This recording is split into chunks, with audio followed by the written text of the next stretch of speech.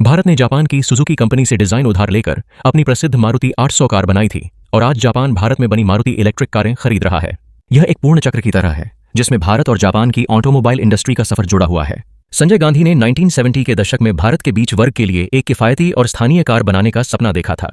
Maruti Motors की स्थापना 1971 में हुई और संजय गांधी की असमय मृत्यु के बाद उनकी मां इंदिरा गांधी ने जापान की सुजुकी कंपनी के साथ मिलकर इस सपने को साकार किया। साल 1983 में मारुति 800 लॉन्च हुई जिसने देश में सस्ती और भरोसेमंद कार के रूप में क्रांति ला दी। मारुति और सुजुकी का संयुक्त उद्यम भारत की कार इंडस्ट्री में क्रांतिकारी रहा।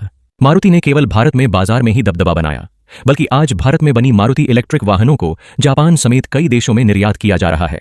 गुजरात के कारखाने से निर्मित मारुति की ई विटारा इलेक्ट्रिक कार और अन्य मॉडलों का जापान को निर्यात शुरू हो चुका है जो भारत की उत्पादन क्षमता और प्रौद्योगिकी का प्रमाण है। आज मारुति सुजुकी भारत में ही उत्पादन कर रही है और जापान जैसा विकसित बाजार भी उससे कारें खरीद रहा है जो भारत के वाहन उत्पादन और निर्यात के लिए एक बड़ी उपलब्धि है।